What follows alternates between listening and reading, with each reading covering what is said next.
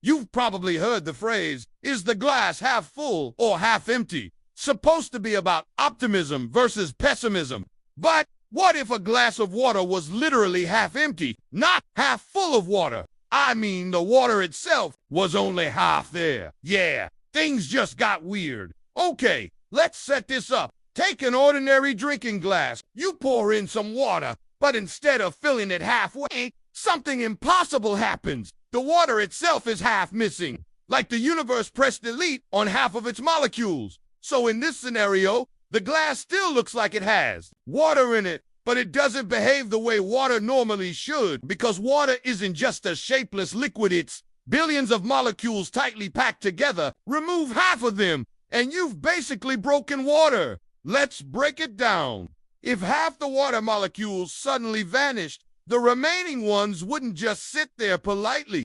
They'd collapse into the empty space. Think of it like pulling bricks out of a wall. The rest of the wall doesn't just hover. It crumbles to fill the gap. Water molecules act the same way. They're constantly jiggling and bouncing around. If half of them are missing, the rest scatter to fill the void. So instead of a calm, smooth surface, your glass would turn into a bubbling, fizzing chaos as the water collapses inward. But here's the catch. Removing molecules isn't like draining liquid. It's ripping them out of existence. That means you didn't just remove mass, you destroyed energy too.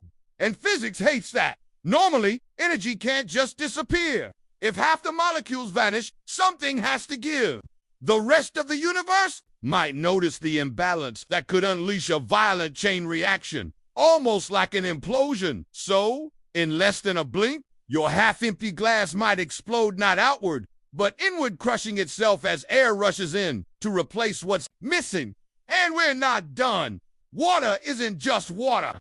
It has special properties like hydrogen bonds. These are tiny attractions between molecules that make water behave the way it does. Surface tension, boiling point, freezing point. Cut half the molecules, and those bonds snap everywhere. You'd get a microscopic storm of broken connections, releasing energy as heat. The water could flash boil instantly. 1 second you're holding a glass, the next poof, scalding steam to the face. But let's zoom out. What does half-empty water even look like? Maybe it wouldn't even stay liquid. If the missing molecules are gone in a checkerboard pattern, the water would turn into a weird, ghostly foam, half real, half void.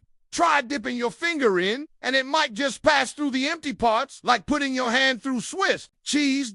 Or if the missing molecules are randomly scattered, the liquid would collapse into a smaller volume. That means your half-empty water doesn't even fill half a glass anymore. It shrinks down, leaving empty space on top, which means, ironically, your half-empty glass looks completely empty. Now, here's the fun part. Imagine if this effect happened not just in your cup, but everywhere. The oceans instantly cut in half. Coastlines would collapse. Entire marine ecosystems would suffocate as water density and chemistry went haywire. Your body, you're 60% water. If half of that blinked out of existence, you wouldn't just feel thirsty. Your cells would shrivel like raisins. Blood would thicken into sludge. Basically, you'd keel over in seconds. And Earth itself, the planet's surface water stabilizes its climate, lose half the molecules, and global temperatures would skyrocket. In a very literal way,